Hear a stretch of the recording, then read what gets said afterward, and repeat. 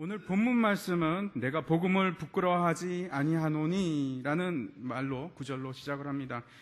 이 말씀은 우리에게 또 다른 가능성을 제시하는 것 같이 보입니다. 복음은 부끄러울 수 있다 라는 생각을 가지게 합니다. 혹시 여러분은 지금 여러분께서 가지고 계신 복음이 부끄럽다고 생각해 보신 적이 없으십니까? 만약에 전혀 복음이 남들 보기에 부끄러운 것이 아니라고 한다면 사도 바울이 왜 복음을 부끄러워하지 아니하노라 라고 말했는지 한번 생각을 해보았으면 좋겠습니다. 사도 바울이 그의 마지막 때에 아들과 같이 여기는 디모데에게 했던 말이 있습니다. 디모데 후서 1장 8절입니다. 제가 한번 읽도록 하겠습니다. 그러므로 너는 내가 주를 증언함과 또는 주를 위하여 갇힌 자 된 나를 부끄러워하지 말고, 갇히었거나 내가 주를 전파하는 일을 부끄러워하지 말고 오직 하나님의 능력을 따라 복음과 함께 고난을 받으라 라고 얘기하고 있습니다. 제가 초등학교 때 이제 70년대 초인데 학교에서 이제 가정 환경 조사 같은 걸 아주 자주 했던 기억이 있습니다. 뭐 학기만 되면 그런 걸 1년에 한 번씩 했던지 그랬던 것 같습니다. 그때 이제 선생님께서 별별 걸 다 물어보셨습니다. 여러분도 혹시 그거 기억하실지 모르겠는데, 집에 냉장고 있는 사람 손들어봐. 집에 텔레비전 있는 사람 손들라고 하고, 당시만 해도 집에 이제 냉장고 있으면 굉장히 부자였습니다. 그리고 이제 집에 차 있는 사람 손들어봐. 그러면 저는 아주 자랑스럽게 그때 손을 들었습니다. 근데 이제 퍼브리카라는 아주 조그만 차인데, 차가 있었습니다. 집에 자가용이 있었습니다. 그때는 뭐 자가용이 있으면은 굉장히 부자였습니다. 비록 퍼브리카라고 할지라도. 그런데 그런 것만 묻는 것이 아니고 종교가 기독교인 사람 손들어봐 이렇게 얘기를 합니다. 저희 반에 한 60명이 넘는 학생들이 있었는데, 물론 이제 지역마다 틀리겠지만 제가 있는 곳은 한 5명이 채 안 됐던 것 같습니다. 예수 믿는 사람들이. 그래서 손을 들긴 하는데 선생님 좀 빨리 세고 빨리 내렸으면 좋겠어요. 이게 왜 그렇게 창피한지 모르겠습니다. 예수 믿는 것이. 그러니까 얼굴이 빨개지고 뭐 죄 지은 것처럼 손을 들었던 기억이 있습니다. 제가. 아마 교회 다니는 아이들이 소수였기 때문에 그런 생각을 했는지 모르겠습니다. 하지만 또 다른 이유가 우리가 생각해 볼 수 있습니다. 고린도전서 1장 23절 말씀입니다. 제가 읽도록 하겠습니다. 우리는 십자가에 못 박힌 그리스도를 전하니 유대인에게는 거리끼는 것이요 이방인에게는 미련한 것이로되. 유대인들에게는 십자가의 복음이 거리끼는 것이고 이방인에게는 참 미련한 것이다, 이렇게 얘기하고 있습니다. 유대인에게 메시아가 십자가에 못 박혀 죽는다 하는 것은 여러분 모순입니다. 그럴 수가 없는 겁니다. 어떻게 메시아가 십자가에 못 박혀 죽을 수가 있는가 하는 생각입니다. 세계를 다니다가 보면은 미국 사람들의 특징이 있습니다. 뭐 모두 다 그런 것은 아닙니다만 미국 사람들은 굉장한 프라이드를 가지고 있습니다. 그래서 보통 자기 나라가 최고라고 생각합니다. 뭐 물론 이제 맞기도 합니다. 그렇지만 뭐 다지는 않습니까? 아니지 않습니까? 그런데 너무나 그 프라이드가 강하기 때문에 다른 나라는 뭐 별거 없고 다 그냥 미국이 최고하는 생각을 그냥 아주 뿌리 깊게 가지고 있습니다. 미국 사람들은. 그래서 미국 사람들 때문에 어떤 때는 좀 기분이 막 안 좋아지려고 하고 그럴 때가 많이 있습니다. 대부분의 사람들이 그렇습니다. 강함과 부유함은 굉장히 우리에게 메리트를 줍니다. 또 자랑거리입니다. 제가 중동에 있을 때, 이란에 있을 때 어깨에 힘을 주고 다닐 수가 있었습니다. 왜 그러냐 하면 한국의 위상이 그렇게 높습니다. 우리가 생각했던 것 이상으로 높습니다. 아마 삼성이나 현대 같은 기업이 국가 이미지를 올리는데 아마 지대한 역량을 공헌을 한 것 같습니다. 그래서 가는 곳곳마다 삼성전자 간판이 없는 곳이 없고요. 길마다 현대차가 없는 곳이 없습니다. 그래서 사람들이 한국 그러면은 굉장히 발전된 나라 이렇게 생각을 합니다. 그렇게 쳐줍니다. 그래서 요즘에는 한국 사람들이 이제 해외 여행을 많이 나가는데 해외 여행을 가도 떳떳하게 이제 한국 사람인 걸 뭐 그렇습니다. 옛날에는 막 중국 사람 일본 사람인 척도 하고 그런 사람이 있었다는 얘기도 들었는데 요즘에는 뭐 전혀 그럴 필요가 없습니다. 한국 사람 그러면 다 인정을 해줍니다. 그래서 은근히 그냥 좀 과시하기 위해서 나 한국 사람인데 그 말은 이제 나는 중국 사람이 아닌데 하는 말도 좀 들어있고 그렇습니다. 그런데 반면에 약소국 사람들은 그렇지가 못합니다. 자기가 약한 나라일 뿐인데도 불구하고 자신이 마치 약한 것처럼 기가 죽어 있습니다. 어딘가 모르게 이제 있다 보면 이렇게 좀 소극적이 됩니다. 약소국 나라 사람들은. 마찬가지로 유대인에게 있어서 메시아가 십자가에 못 박혀 죽는다는 것은 굉장히 수치스러운 일입니다. 아니 이왕이면 힘세고 강하고 센 그런 메시아가 좋지 않겠습니까? 어떻게 보잘것없는 목수가 십자가에 죽었는데 그 사람은 어떻게 메시아라고 할 수가 있겠습니까? 헬라인에게도 다시 말씀드리면 이방인에게도 마찬가지입니다. 사람들이 좋아하는 것은 좀 있어 보이고 그럴듯하고 그런 것들입니다. 헬라인들은 지식을 추구하고 철학적인 것을 좋아합니다. 여러분, 신이 사람이 된다는 것이 어떻게 논리상으로 말이 되겠습니까? 심지어는 그 신이 사람이 된 것도 이상한데 그 신이 사람을 위해서 죽는다? 야, 이게 도대체 말이 되는 건가 하는 겁니다.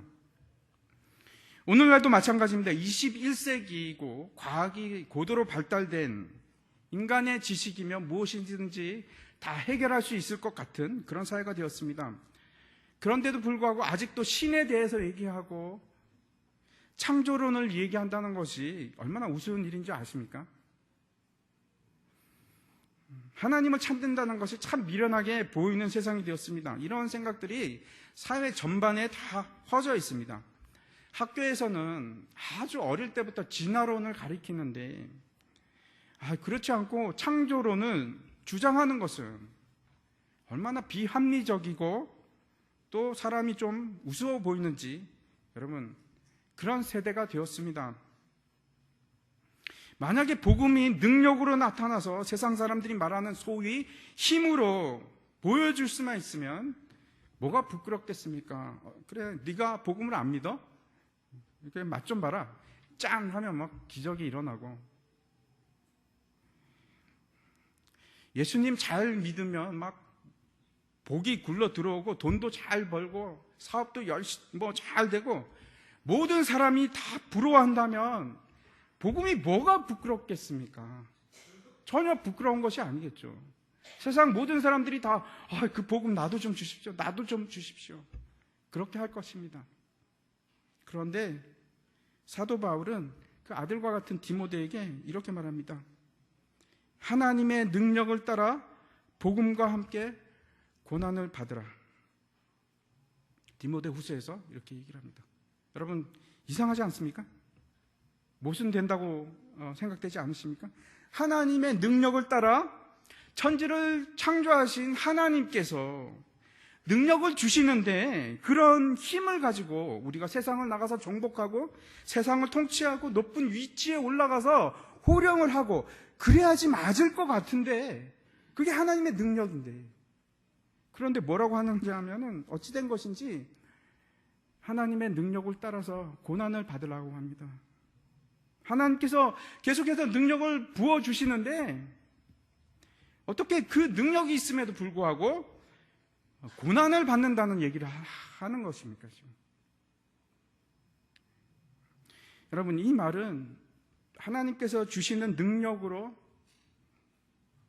분명히 여러분에게 닥칠 고난을 감당하라 그런 뜻입니다. 다시 말씀드려서 복음을 따라 사는 것은 결코 쉽지 않습니다. 힘든 길입니다. 힘에 부치는 길입니다. 하나님께서 우리에게 능력을 주시지 않으면 우리가 그 길을 가기가 힘듭니다. 바울이 복음이 부끄럽지 않는 이유를 얘기하고 있는데 뭐라고 하냐면 그 이유가 이 복음은 모든 믿는 자에게 구원을 주시는 하나님의 능력이기 때문이라고 합니다. 이 복음은 모든 자에게 구원을 주시는 하나님의 능력이라 이렇게 얘기합니다. 제가 한 선교사님의 이야기를 제가 인터넷으로 들었습니다. 이 선교사님은 중동 지방에서 이제 선교를 하시다가 잡혀서 사형 선고를 받고 이제 추방을 당한 그런 분입니다. 근데 한국으로 왔는데 한국 사람들이 동일하게 하는 얘기가 이제 한국에서는 전도할 수 없습니다. 이제 전도는 끝났습니다. 이렇게 얘기를 하는 겁니다. 그래서 이분이 그 이후로는 이동할 때마다 택시를 탑니다. 여러분 왜 택시를 타는지 짐작이 가시죠? 이분이 이제 자기가 복음이 능력이 있다는 것을 증거하기 위해서 택시만 탑니다. 그리고 택시를 타면 그 기사분들에게 전도를 하는 겁니다. 이 선교사님이 이제 부산의 한 교회에서 강의를 하시게 되었다고 합니다. 그래서 이제 내려가서 강의를 하고 마치고 이제 올라오려고 하는데 이제 교회에서는 이제 차로 이제 부산역까지 데려다 주려고 합니다. 그랬더니 그 선교사님이 한사코 나는 아닙니다. 저는 택시 타고 갈 겁니다. 계속해서 고집을 피웁니다. 그래서 어쩔 수가 없어서 그 교회 사람들이 그러면 선교사님 저희가 같이 택시를 타고 부산역까지 바래다 드리겠습니다. 그리고 같이 택시를 탔습니다. 한 30-40분 걸렸다고 합니다. 근데 이분이 그 택시를 타고 가면서 그 택시 기사 아저씨한테 복음을 전하는 겁니다. 그리고 그 택시 기사 아저씨가 운전을 하다가 펑펑 우는 겁니다. 더 이상 운전을 할 수가 없어서 길 옆에다가 세워놓고 한동안 울다가 다시 부산역까지 갔다고 합니다. 그러면서 하시는 말씀이 이 기사 아저씨가 하시는 말씀입니다. 자기 가족과 친지 중에는 예수 믿는 사람이 많다고 합니다. 심지어는 목사님까지 계시는데 여태까지 단 한 번도 복음을 들어본 적이 없답니다. 그저 사람들이 하는 말이 이제 나이도 있는데 이제 교회 가야지. 자네 교회 가게나. 그렇게 얘기하지 복음이 무엇인지 얘기해 주는 사람이 아무도 없습니다.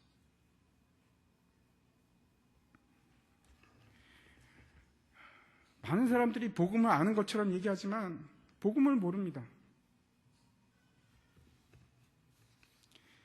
복음은 구원을 주시는 하나님의 능력입니다. 하나님께서 최초로 이 땅에 동산을 지으셨을 때 그 에덴 동산은 가장 아름답고 가장 완벽한 곳이었습니다. 어느 것 하나도 모자람이 없는 그런 곳이었습니다. 하지만 죄가 이 모든 것을 다 파괴해버렸습니다. 사람은 영원히 하나님과 함께 살아야 되는 존재임에도 불구하고 죄는 사람을 죽게 만들었습니다. 여러분, 그 죄의 중심이 무엇인지 아십니까? 그 죄의 중심이 결국은 하나님과 같이 되겠다 하는 것입니다. 한번 보도록 하겠습니다. 창세기 3장 5절입니다. 너희가 그것을 먹는 날에는 너희 눈이 밝아져 하나님과 같이 되어 선악을 알 줄 하나님이 아심이니라. 나는 하나님이 필요 없고 이제 내가 할 수 있어. I am that I am. 이렇게 얘기합니다. 나는 나다. 여러분, 이 말이 얼마나 무서운 말인지 아십니까? 나는 나다 하는 말은 모세가 출애굽할 때 하나님께 여쭈었던 말입니다. 하나님, 당신을 무엇라고 내가 설명해야 됩니까? 그랬더니 하나님께서 하시는 말이 나는 나다. I am that I am. 나는 스스로 있는 자다. 이렇게 얘기를 하십니다. 그런데 그 말을 인간이 서슴없이 합니다. 피조물인 인간이 하나님 되겠다는 마음이 얼마나 교만한 마음인지. 그런데 사람들이 스스럼없이 그런 말을 합니다. 내가 판단할 수 있고 나는 선과 악이 무엇인지 이제 알아. 그것이 성경이 말하는 교만입니다. 이 죄가, 이 교만함이 사람으로 말미암아 사람에게 이 선악과를 따먹게 합니다. 그것이 하나님께 대한 불순종입니다. 근데 사람들이 이 죄를 알지를 못합니다. 자신이 교만하다는 죄를 알지 못합니다. 아직도 자기 자신이 하나님이 되어서 모든 것을 내 마음대로 하려고 하고 있는데도 불구하고 그것이 죄인지를 모릅니다. 그것이 죄의 뿌리인 것을 알지를 못합니다.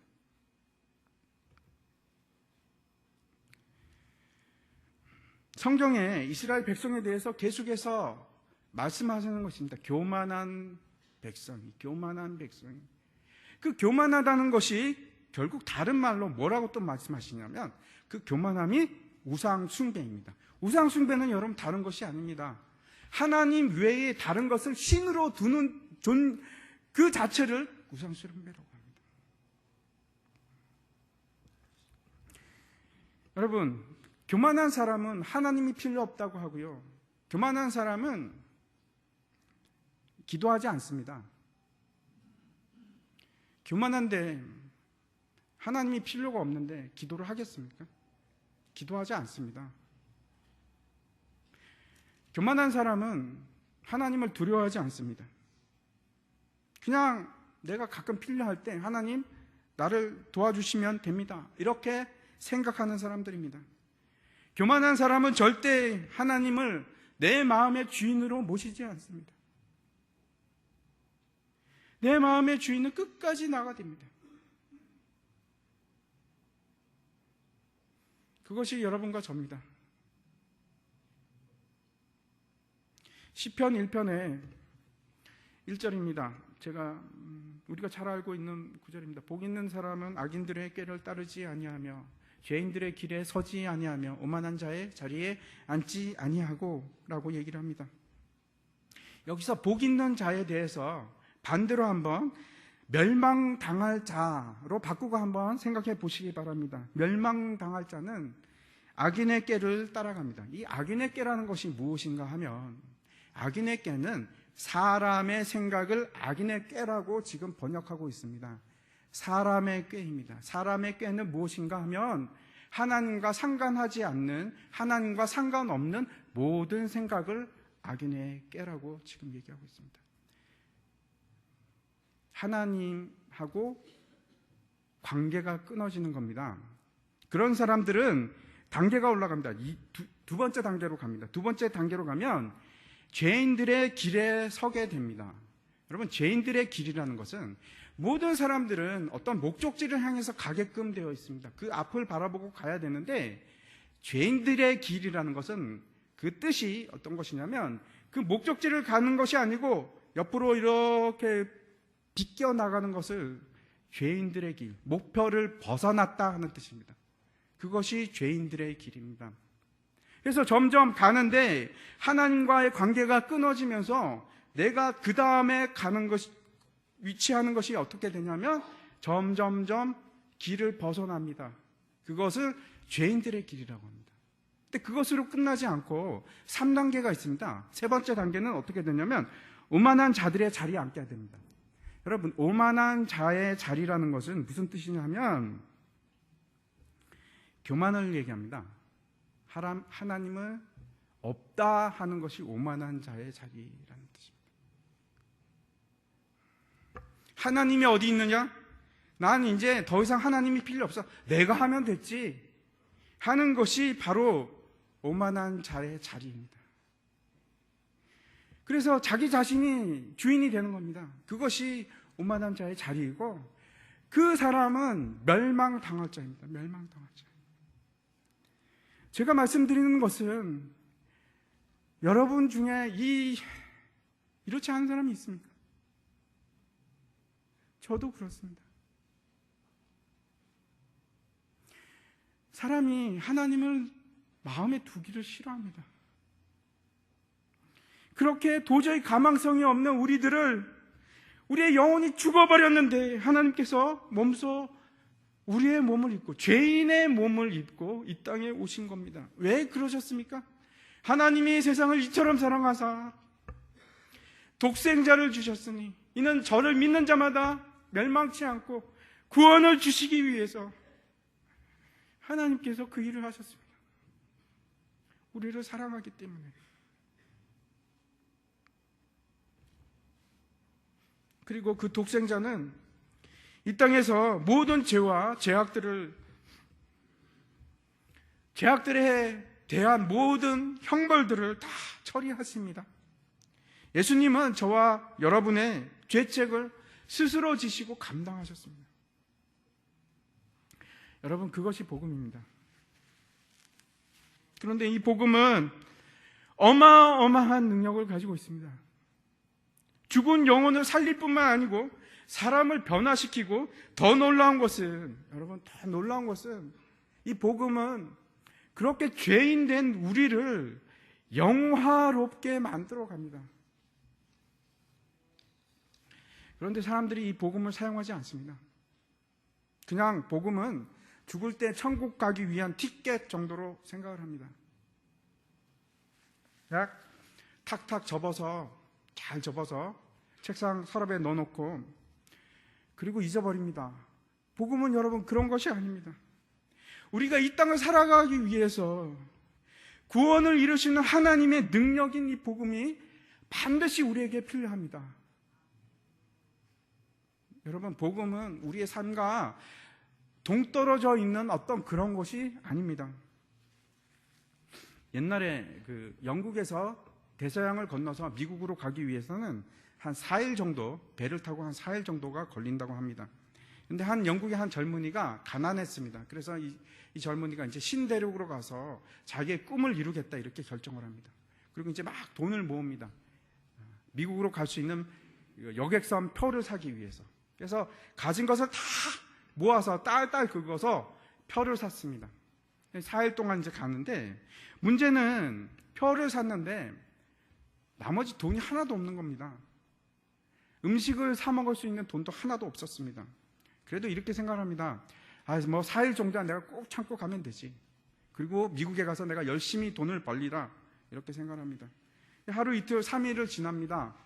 뱀이 이제 제일 밑이 이제 3등 칸인데 3등 칸에서 먹는 것이 아니고 자고 또 일어났다가 물만 마시고 그렇게 계속 버팁니다. 3일을 굶었습니다. 근데 4일째는 도저히 굶을 수가 없었습니다. 그래서 이렇게 생각을 했습니다. 야, 내가 이렇게 굶어서 죽느니 차라리 식당 가서 실컷 먹고 맞아 죽자.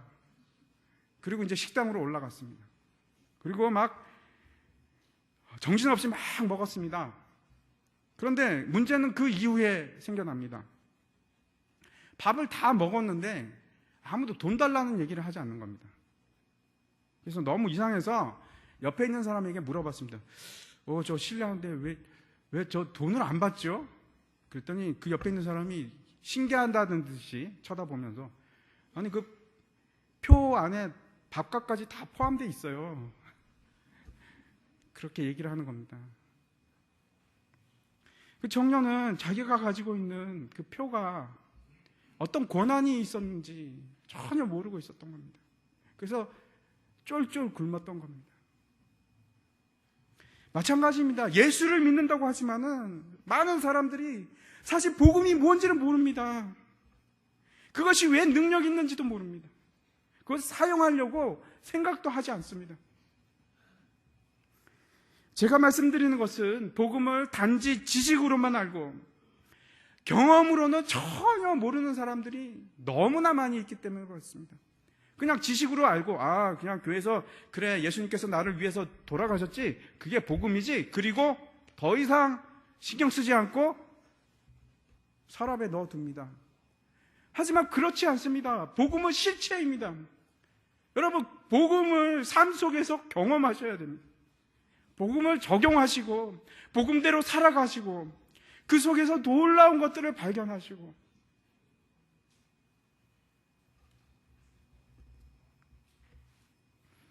복음은 천국에 가기 위한 능력이기도 하지만 지금 이 땅에서 우리가 살아가기 위한 능력입니다. 미래뿐이 아니고 현재의 체험이 여러분, 복음입니다. 구원을 얻는다는 것은 여러분 여러 가지 의미가 있습니다. 우리가 죽어서 천국에 가는 것도 구원이지만 이 땅에서 승리하며 살아가면서 내 마음속에 하나님의 나라가 임하는 것이 구원입니다. 죄의 사슬을 끊어버리는 것이 여러분 구원입니다. 은혜의 해가 나한테 선포되어서 그 은혜의 해로 기뻐하는 것이 구원입니다. 여러분, 아직도 죄에 질질 끌려가고 있지 않습니까, 여러분? 죄가 여러분의 발목을 잡고 있지 않습니까? 그것을 끊어내는 것이 복음입니다. 그것이 하나님의 능력입니다.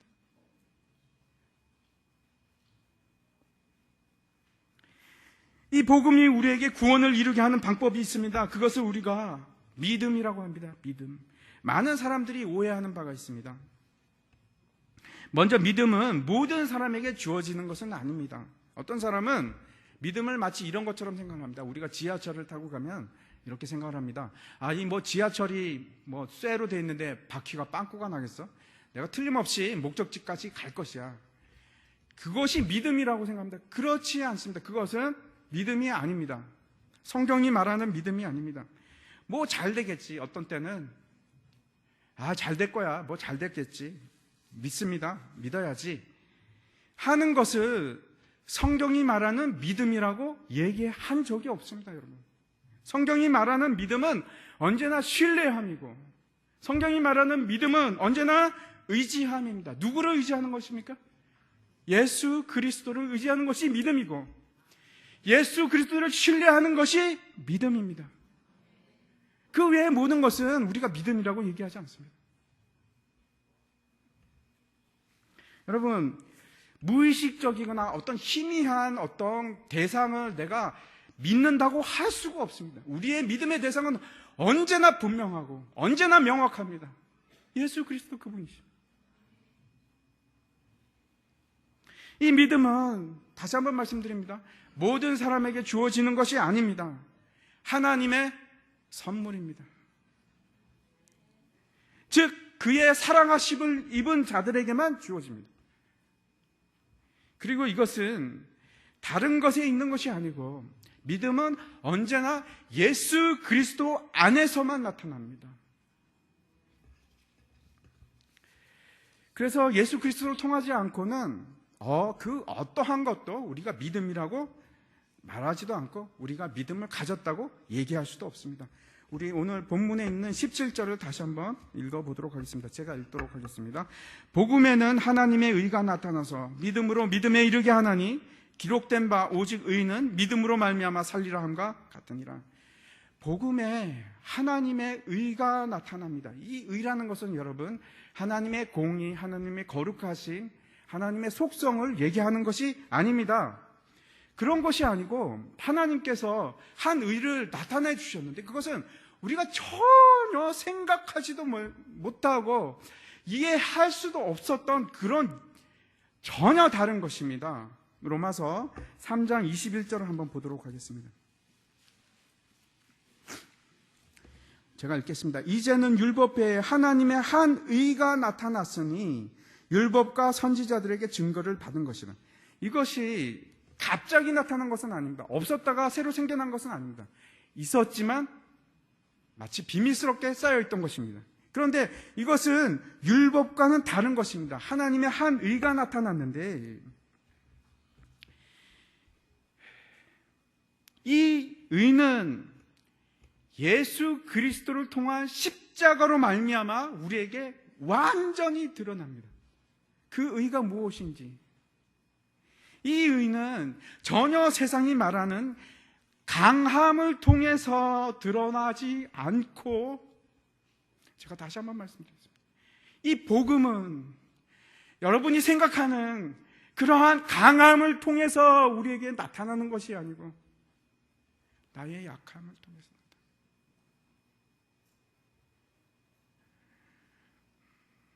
내가 약하지 않으면,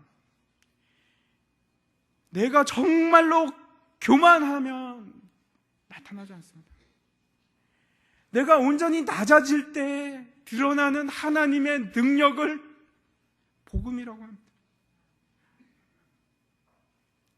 여러분은 이 세상을 살아가면서 강함으로 세상을 이기려고 하지 않습니까? 그렇죠? 그런데 복음이 얘기하는 바는 강함으로 이겨내는 것이 아니고 오히려 나의 약함을 통해서. 왜 그렇습니까? 내가 약해야지만 하나님의 능력이 나를 통해서 나타나는 겁니다. 내가 약하지 않으면 하나님이 나의 주인이 될 수가 없기 때문에 그렇습니다. 내가 약하지 않으면 하나님의 의가 나를 통해서 드러날 수가 없습니다. 이것이 복음입니다.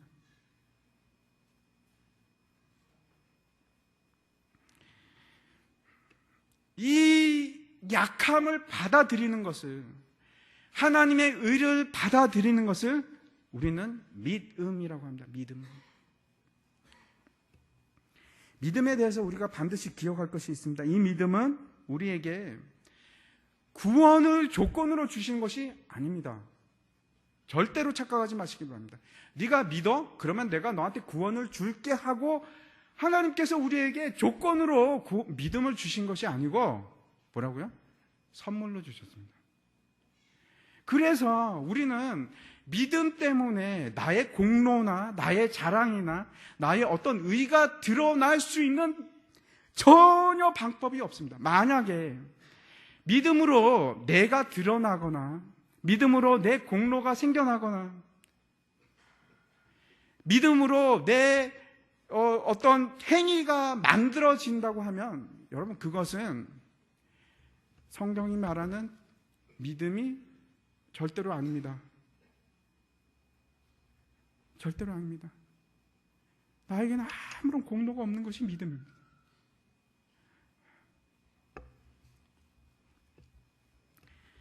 다시 한번 말씀드립니다. 내가 이 믿음을 만들어가거나 내가 이 믿음을 노력으로 어떻게 성취한다고 하면 그것은 믿음이 아닙니다.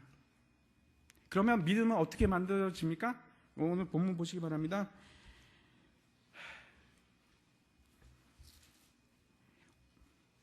하나님의 의가 나타나서 믿음으로 믿음에 이르게 하는, 믿음으로 우리가 믿음에 이르는 수 있는 방법은, 유일한 방법은 믿음으로 말미암아 하나님이 주신 그 선물로 말미암아 믿음의 자리까지 이루게 됩니다. 다시 한번 말씀드리겠습니다. 나의 약함과 나의 무능함을 고백함으로써 하나님께서 나에게 주신 그 선물, 믿음을 통해서만, 다시 말씀드리겠습니다. 사람들이 부끄러워하는 그 예수님의 십자가를 통해서만 우리에게 믿음이 나타납니다. 제가 아무리 이렇게 설명을 해도 이해하기 힘드시죠? 그래서 그 미국에 사랑과 진리의 교회라는 곳이 있습니다. 그곳에서 만든 영상이 있는데 제가 아무리 말로 하는 것보다 이 영상을 통해서 여러분이 보시면 훨씬 더 마음에 빨리 와 닿을 것 같습니다. 함께 보도록 하겠습니다.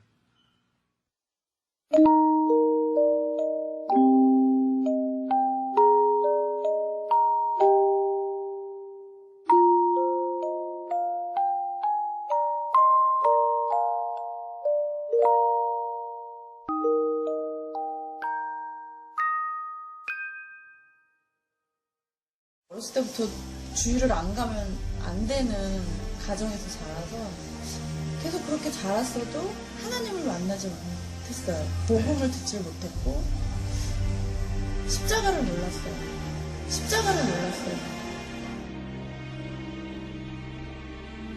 근데 서율이가 사고가 났을 때 제가 제일 처음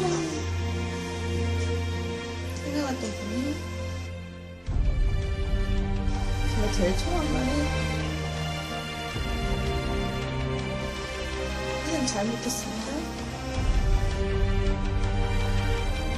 알고 있었던 것 같아요. 하나님이 바라시는데 제가 그걸 못했어요.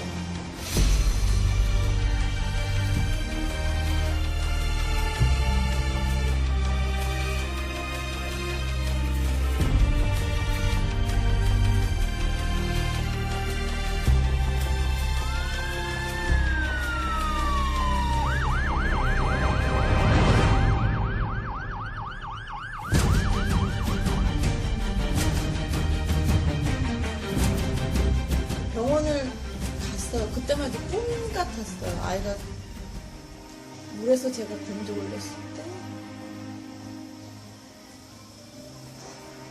이건 꿈일 거라고 생각을 하면서 아이를 의사가 제일 처음 한 말이 아이가 아무래도 못 넘길 것 같다고 못 살 것 같다고 지금 호흡을 못하고 있다고 해서 몇 번을 응급실을 다시 중환자실에 갔다가 다시 오고 의사들이 모여서 매일같이 수십 명의 의료진들이 와서 이 아이 포기하라고 더 못 산다고 걷지도 못하고 어차피 밥도 못 먹고 다른 아이같이 살지 못할 텐데 굳이 이 아이를 이렇게 힘들게 보내자고 하는 말도 많이 들었었고 3일째 되는 날 의사가 약을 가지고 왔어요. 아이 편하게 보내주자고. 아이가 오늘 밤에 못 넘을 거니까 그래서 20명이 넘는 의료진들이 와서 이제 마지막을 준비하라고 그랬는데 딱 그날 제가 하나님을 만났어요. 누가 제 귀에 자꾸만 자꾸 회개하라고 누가 자꾸 회개를 하래요. 아이가 얼마 안 남아 오늘 고비를 못 넘긴다고 하고 그렇게 있는데 자꾸 회개를 하라고. 너무 부끄러운 얘기지만 회개가 뭔지도 몰랐어요. 그렇게 오랜 시간 교회를 다녔는데도 회개가 뭐지?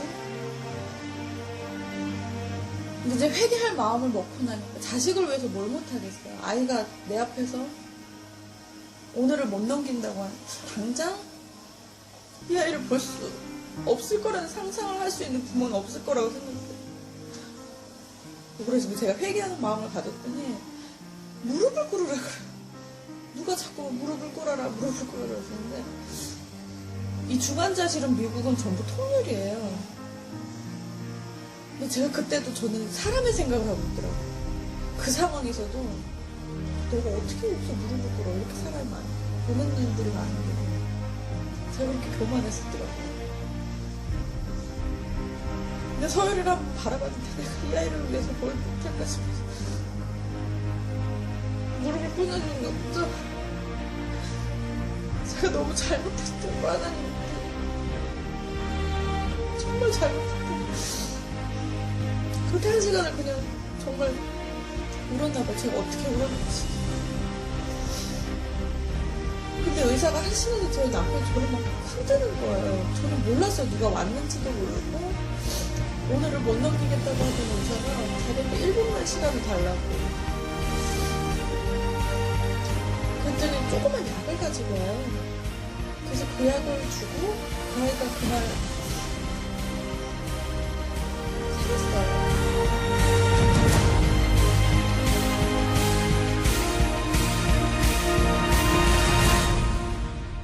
처음 하나님 음성을 들었어요. 정말 어두운 가운데서 빛 한 줄기가 꿈도 아닌 것 같고 그 한마디를 듣고서 아빠랑 이제 믿음 생활을 시작했어요. 아빠랑 저랑 하나님 음성을 듣고 그 다음날 아침에 바로 하라고 가르쳐 주신 게 성경을 읽으라고. 저는 그렇게 이제 많이 인도를 해주셨어요. 그래서 병원에 2달 반을 입원했어요. 부모로서 안 겪어야 될, 못 봐야 될, 안 봐야 될 것까지도 아이도 많이 봐서 하나님한테 한 번도 그런 얘기를 한 적이 없었는데 한 달 반이니까 아이가 수술을 했어요. 어떤 수술을 했는데 아이가 중환자실에 다시 올라왔어요. 애가 2시간이면 끝난다던 수술이 8시간이 지나도 안 올라오는 거예요. 결국엔 아이가 호흡이 안 돼서 다시 중환자실에 갔는데 하나님한테 그때 처음으로 그랬던 것 같아요. 하나님 부모로서 봐야 하지 않아야 될 아이가 너무 고통스러워하는 거예요. 수술이 끝나고 마취가 깨니까 그냥 차를 데려가시라고 제 손으로는 2번은 못하겠어요. 데려가시라고 아이가 너무 고통스러워요. 다시 되돌아가라 그러면 다시 못 돌아갈 너무 힘든 그 병원 생활을 저희 큰아이와 아빠와 좋아하면서 제가 성경책을 놓지를 못했어요. 성경을 계속 읽게 하셨어요. 근데 그때마다 성경 말씀을 주셨어요.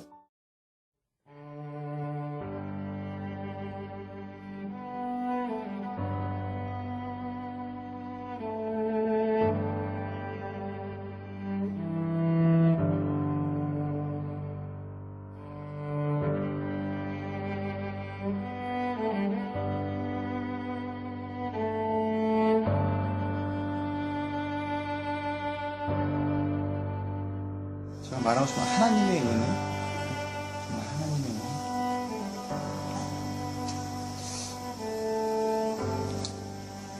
그런 거 있잖아요. 내가 이 땅에 있는 것보다 내가 하늘에 있는 것을 찾으면, 글쎄 이 땅에 있는 건 아무것도 아닌 것 같아. 힘들고 잠 못 자고, 그거는 뭐라 그럴까, 육체적으로 힘든 거? 그것보다 내가 예수님이랑 멀어질까, 그게 더 무서워. 육체적으로 힘든 거는 아무것도 아니야. 누구나 할 수 있는 거죠. 내가 자식을 사랑하는 마음, 내가 가족을 지키고 싶은 마음, 이 마음이 조금이라도 있으면 다 할 수 있는 거야.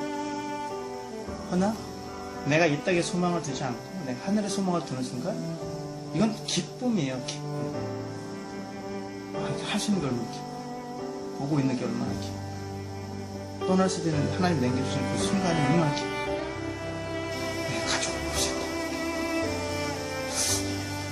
우리 같이 주님을 섬겨가는, 같이 사모하는 얼마나 기쁨이지. 하나님의 은혜로 살고 있어요.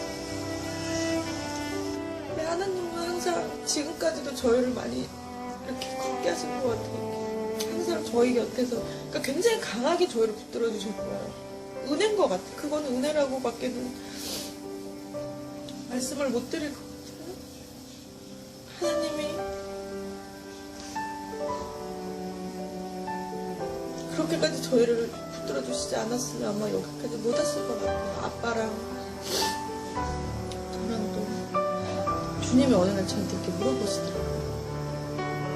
사고 난 지는 3달, 4달 됐었는데 제가 너무나 이렇게 힘들었을 때 찾아오셔서, 또 서율이가 만약에 예전으로 돌아갈 수 있다면 그때로 돌아가는데, 제가 단 1초에 그때는 망설임도 없이, 하나님, 제가 내 아들이 다시 돌아가지 못한다 할지라도 제가 주님을 모르던 그때로 돌아가지 않겠습니다. 차라리 제 아이가 이렇게 아프고 제 곁에 언제 떠날지 모를지라도 차라리 지금이 행복합니다.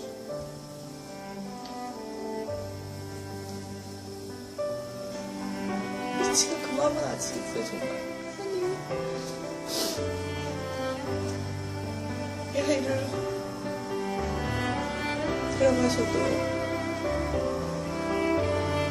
그리고 그날 저를 봤어요. 주님이 제가 그렇게 고백했습니다. 저보다 더 많이 오시더라고요.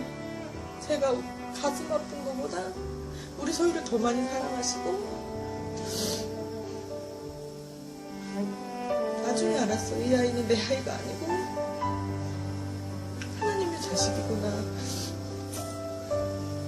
그렇게 저를 많이 이끌어 주셨어요.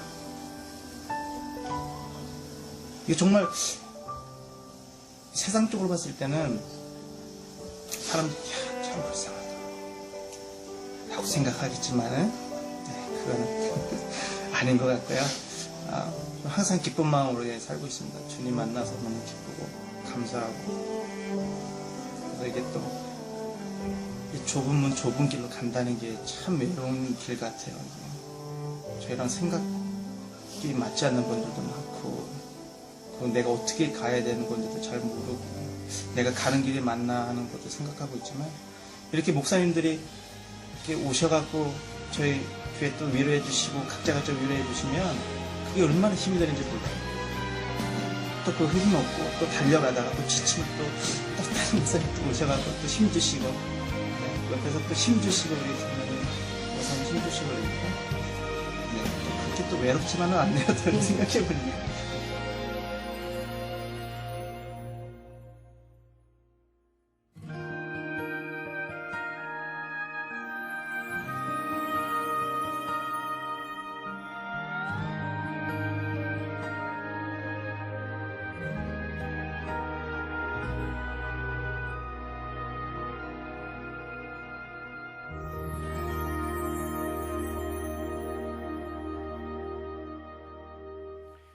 하나님께서 어떻게 믿음으로 이분들에게 믿음에 이르게 했는지 잘 보셨을 겁니다. 사도 바울은 오직 의인은 믿음으로 말미암아 살리라 이렇게 말씀합니다. 이 말씀은 하박국 선지자가 하나님께 기도하는데 하나님께서 주신 말씀입니다. 율법은 사람을 좌절하게끔 만듭니다. 율법은 사람을 절망케 합니다. 모든 계명을 우리가 지킬 수가 없습니다. 정말 힘듭니다. 아무도 그 요구를 우리가 이룰 수가 없습니다. 그런데 우리가 어떻게 의인이 됩니까? 믿음으로 믿음에 이르게 해서 이 믿음이 사람의 의인됨의 모든 요구를 다 충족시켜 줍니다. 제가 말씀드리는 것은 많은 사람들이 이 복음을 잘못 알고 있습니다. 어떻게 생각하냐면 복음은 얼마나 강력한 능력이 있는지 알지를 못해서 마치 복음을 이렇게 생각합니다. 복음은 율법을 피해가기 위한 다른 돌아가는 길을 하나님께서 주셨다라고 얘기를 합니다. 그렇지 않습니다. 그렇지 않습니다. 믿음은 하나님의 능력으로 말미암아 율법의 모든 요구를 우리가 충족시키고 이룰 수 있도록 우리를 영화롭게 만드는 것이 믿음입니다. 여러분, 그렇게 강력한 힘을 복음이 가지고 있습니다. 그렇게 강력한 힘을 믿음이 가지고 있습니다. 하박국은 하나님 공평하지 않습니다. 하나님 어찌해서 나보다 이 악한 세상이 우리 민족을 치게끔 합니까? 내가 왜 이 세상보다 내가 선하지 않습니까? 그런데 왜 내가 이렇게 고난을 당합니까? 그때 하나님께서 이렇게 말씀하십니다. 하박국 2장 4절입니다. 보라, 그의 마음은 교만하여 그 속에 정직하지 못하나 의인은 그의 믿음으로 말미암아 살리라.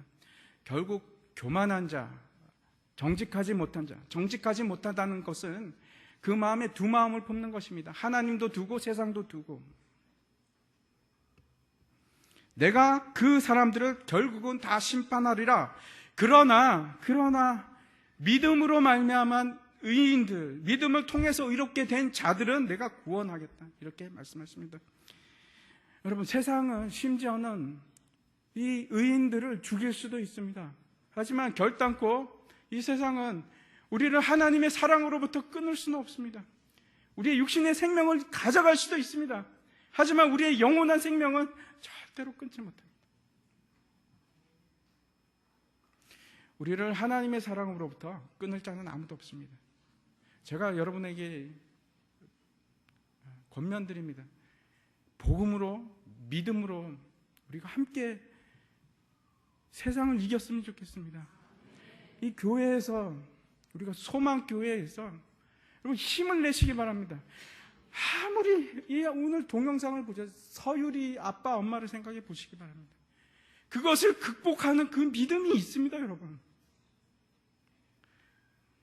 그 믿음은 너무나 놀라워서 결국은 구원에 이르는 믿음까지 우리를 끌고 갑니다. 같이 가십시다. 서로 의지하고 서로 밀어주고, 그러기 위해서 하나님께서 우리에게 교회를 주셨습니다. 같이 기도하겠습니다.